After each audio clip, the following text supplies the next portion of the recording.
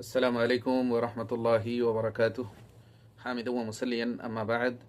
সম্মানিত দিনী ভাই বোনেরা, আশা করি আপনারা সকলেই ভালো আছেন। মহান আল্লাহ আমাদের সকলের জন্য জান্নাতের পথ সহজ করে দিন, আমিন। মদিনা ইউনিভার্সিটির আপডেট নিয়ে আপনারা অনেকেই জানতে চেয়েছেন, পার্সোনালি মেসেজ করেছিলেন এবং অনেকেই বলেছিলেন যে আলাদাভাবে যদি একটি ভিডিও করা হয় তাহলে খুব ভালো হতো। তাই ওই সমস্ত ভাইদের জন্য আজকের এই ভিডিও। মদিনা ইউনিভার্সিটির কি আপডেট রয়েছে। প্রথম কথা হচ্ছে, এখন বর্তমানে ভর্তি প্রক্রিয়া বন্ধ। যারা অনলাইন করতে চান কাগজপত্র প্রস্তুত করে রাখুন, কাগজপত্র তৈরি করে রাখুন এবং সম্ভবত মে জুন মাসে অনলাইন প্রক্রিয়া খোলা হবে। আর যখনই খোলা হবে আপনি তখনই অনলাইন করে দেবেন। তবে তার আগে অবশ্যই কাগজপত্র পরিপূর্ণভাবে প্রস্তুত রাখবেন। এখন সার্টিফিকেটগুলো অনুবাদ করতে হবে, অর্থাৎ যেগুলো সার্টিফিকেট ইংরেজিতে আছে ওই সার্টিফিকেটগুলো আপনারা অনুবাদ করে নেবেন, তর্জমা করে নেবেন। তবে সেখান থেকে অনুবাদ করলে তর্জমা করলে চলবে না। বিশ্বস্ত যেগুলো প্রতিষ্ঠান রয়েছে তর্জমার অনুবাদ করার, ওই সমস্ত প্রতিষ্ঠান থেকে আপনারা অনুবাদ করে নেবেন। যদি তারপরেও আপনাদের আশেপাশে এ ধরনের বিশ্বস্ত প্রতিষ্ঠান না থাকে, তাহলে আপনাদের মধ্য থেকে কোনো ভাই বা কোনো বন্ধু যদি থাকে আপনার মদিনা ইউনিভার্সিটিতে, তাহলে তাদেরকে আপনারা বলবেন যে তারা যেন অনুবাদ করে দেয়। অথবা এখানে অনেকগুলো বিশ্বস্ত প্রতিষ্ঠান রয়েছে যারা অনুবাদ করেন, সেখান থেকেও কম পয়সায় করা যেতে পারে।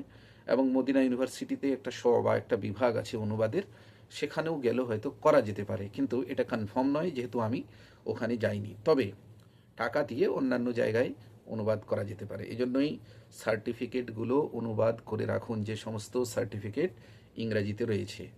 2 নম্বর বিষয় আপনাদের জন্য পরামর্শ থাকবে আমার, সেটা কি, যে আমাদেরকে দিন জানতে হবে, কোরআন হাদিস আমাদেরকে জানতে হবে। আল্লাহর পরিচয় আমাদের জন্য অবশ্যই জরুরি।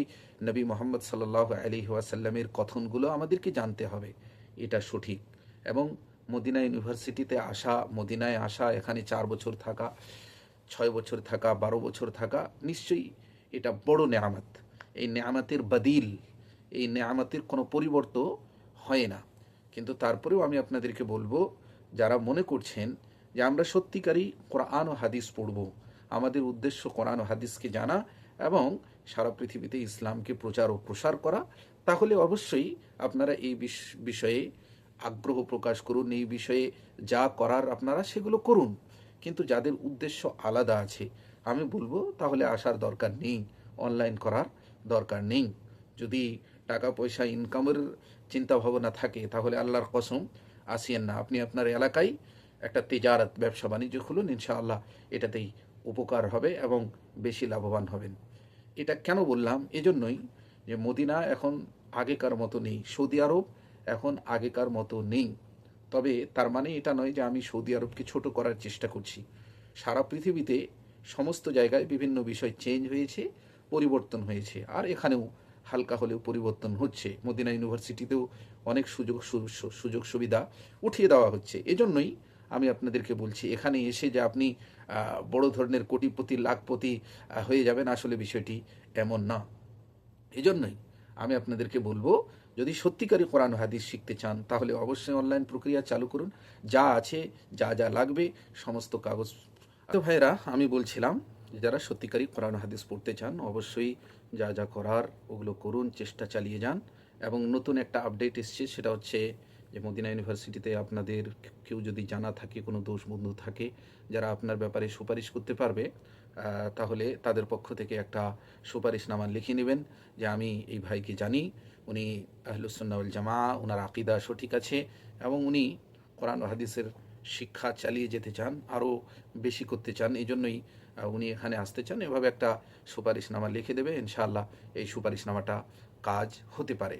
অর্থাৎ তারা বেশি অগ্রাধিকার দিতে পারেন। মনে রাখবেন, যদি আপনি অন্যান্য বই মুখস্থ করে থাকেন, সেটার সার্টিফিকেট থাকে, আপনি আপনার অনলাইন কাগজ প্রক্রিয়া যদি এই কাগজগুলো বাড়িয়ে দেন, তাহলে হতে পারে আপনাকে প্রাধান্য দেওয়া হতে পারে। আর বিশেষ করে যদি আপনি হাফেজ থাকেন, তাহলে হাফেজের সার্টিফিকেট অবশ্যই অনলাইন প্রক্রিয়াতে আপনি লাগাবেন। দেখুন, এখন যে বিষয়টা খুবই জরুরি সেটা হচ্ছে যে আমরা এখানে এসে 4 বছর থাকি, কোরআন ও হাদিস পড়ার চেষ্টা করছি। চেষ্টা করি, অবশ্যই ভালো কথা, চেষ্টা করুন। কিন্তু তার সাথে সাথে মনে রাখবেন যে আপনি যে কোরআন ও হাদিসের শিক্ষা অর্জন করেছেন, তার সাথে সাথে যদি জেনারেল শিক্ষা থাকে, তাহলে ইসলামটাকে আরও প্রচার ও প্রসার করা যেতে পারে। এজন্যই ওটার প্রতিও আপনাকে খেয়াল রাখতে হবে। স্কুলের পড়াশোনা পরিপূর্ণভাবে বন্ধ করবেন না। স্কুলের পড়াশোনা আপনারা পরিপূর্ণভাবে বন্ধ করবেন না। এখানে ছুটির প্রক্রিয়া চালু আছে। আপনি কোনো কারণে ভারতে যেতে চান পড়া চলাকালীন, তো আপনাকে ছুটি দেওয়া হবে এবং ফ্রিতে ভিসা দেওয়া হবে। এজন্যই ওই দিকটাও চালু রাখেন, এই দিকটাও পড়েন। এখন ওটাকে বন্ধ করে এখানে যদি 4 বছর কাটিয়ে দেন, তাহলে আপনি অনেকটা পিছিয়ে যাবেন সরকারিভাবে। বাকি কোরআন ও হাদিসের দিক দিয়ে কোনো সমস্যা হবে না ইনশাআল্লাহ। কিন্তু আমি বলি যে এই ভিতরের জিনিসটা আপনাদের জামিয়ার পক্ষ থেকে যে ছুটিগুলো দেওয়া হয় অনেকেরই জানা নেই। হ্যাঁ, জামিয়ার পক্ষ থেকে 4 বছরের কুলিয়ার কোর্স আছে। কিন্তু তার সাথে সাথে আপনি আরও 2 বছর বাড়াতে পারেন। ইয়তেজার আনিল ফাসল নিতে পারেন। সেমিস্টার থেকে আপনি অব্যাহতি নিতে পারেন। 5 মাসের জন্য, 6 মাসের জন্য, অথবা 3 মাসের জন্য আপনি এতেজার নিতে পারেন। বা আপনি আপনার মুস্তাওয়াটাকে বাড়িয়ে নিতে পারেন, এই মুস্তাওয়া আমি পড়তে পারবো না, বা হঠাৎ কোনো এমন সমস্যা হলো 8-10 দিনের প্রয়োজন আছে, বাড়ি যেতে হবে 10-15 দিনের, তো আপনি ছুটি পেতে পারেন। হ্যাঁ, আর ওই সেমিস্টার চালিয়েও যেতে পারেন। তো এই জন্যই বলবো যে যারা আসতেছেন, সরকারি পড়াশোনা বন্ধ করবেন না, ওটা চালিয়ে যান।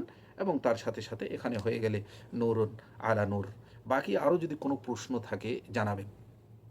তো এখানে আরেকটা কথা বলে দিই, যারা জেনারেল শিক্ষিত, কোরআন ও হাদিসে বা দাওরা ফারিক মাদ্রাসা থেকে ফারেক হননি, ওখানকার সার্টিফিকেট আপনাদের নেই, আপনারা জেনারেল হিসেবে আসতে চান, তাহলে উচ্চ মাধ্যমিকের সার্টিফিকেট লাগবে এবং 2টা তৌসিয়া লাগবে। তার সাথে সাথে বার্থ সার্টিফিকেট, পাসপোর্ট, এগুলো জরুরি, মেডিকেল সার্টিফিকেট, এবং এগুলোর পরিপূর্ণ অনুবাদ আপনাকে রাখতে হবে। আর যারা দাওরা ফারিক মাদ্রাসা থেকে আসছেন, কমপক্ষে আলিমিয়াত পাস করা লাগবে, অথবা আলিমিয়াতের উপরে ফজিলত। যদি আলিমিয়াত পাস করা থাকে তাহলে আপনি অনলাইন করতে পারবেন। কিন্তু আলিমিয়াত এবং ফজিলতের মধ্যে, 2টার মধ্যে বেশি অগ্রাধিকার দেওয়া হয় যারা ফজিলত করে আসতেছে। ঠিক তেমনিভাবে জেনারেল ভাইদের মধ্যেও যারা উচ্চ মাধ্যমিক করেছেন, তাদেরকে অগ্রাধিকার দেওয়া হবে, প্রাধান্য দেওয়া হবে। এখন ছোট ক্লাসে ভর্তি হবে কি হবে না, দেখুন প্রতিটা জায়গায় নিয়ম ব্যতীত, নিয়মের বাইরে কিছু কিছু কাজ হয়। ওগুলো কাদের জন্য হয় আপনারা জানেন, যারা বড় ধরনের শর্টস রয়েছে এবং এমন সম্পর্ক, এমন বন্ধুত্ব, যা বলে তাই করবে। তো এই ধরনের হয়তো আপনাদের মধ্য থেকে কারণ নেই, এজন্যই ওই ধরনের ক্লাসের ভর্তি প্রক্রিয়া হয়তো আপনাদের দ্বারাই হবে না, বা আপনাদেরকে নেওয়া হবে না। তো এই ছিল সংক্ষিপ্ত আপডেট যা আমি আপনাদেরকে বললাম। আবারও বলি শেষের দিকে যে আপনারা সরকারি পড়াশোনা বন্ধ করবেন না। আর সরকারি পড়াশোনার সাথে সাথে যদি তার মধ্যেই চান্স পেয়ে যান, এখানে এসে পড়বেন।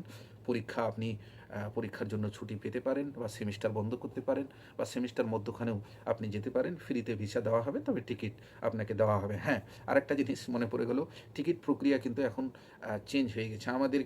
আমাদের যে নিকট আন্তর্জাতিক বিমানবন্দর ছিল, ওখানে টিকিট দেওয়া হতো। এখন ওগুলো বন্ধ করে দেওয়া হয়েছে, শুধুমাত্র রাজধানীর টিকিট দেওয়া হবে। জানি না আগামী দিনে চেঞ্জ হবে কি হবে না, পরিবর্তন হবে কি হবে না, সেটা জানি না। বিভিন্ন ধরনের সুযোগ সুবিধা বন্ধ হচ্ছে। ঠিক তেমনিভাবে আরেকটা বিষয়, খাবারে অনেক পরিবর্তন হয়েছে। 1 বছর আগে যে খাবার ছিল, ওই খাবার এবং এখনকার খাবারের মধ্যে 160-এর মতো পার্থক্য হয়ে গেছে। 100%-এর মধ্যে 60%-এ চলে এসছে এই যে বিষয়গুলো। তো এগুলো আমি তাদের কমতি বর্ণনা করছি না, হতে পারে অবশ্যই কোনো কারণ রয়েছে যার কারণে এই সুযোগ সুবিধাগুলো বন্ধ করা হচ্ছে। আগে হয়তো এতটা জানা ছিল না বিভিন্ন বিষয়। কারো উপরে আমরা দোষারোপ না করে বিষয়গুলোকে সামনে রেখে নিজ প্রক্রিয়াগুলোকে এগিয়ে নিয়ে যাওয়ার চেষ্টা করি। আকুলু কওলি হাদা ওয়া আস্তাগফিরুল্লাহ লি ওয়া লাকুম ওয়া লিসাইরিল মুসলিমিন। আসসালামু আলাইকুম ওয়া রাহমাতুল্লাহি ওয়া বারাকাতুহু।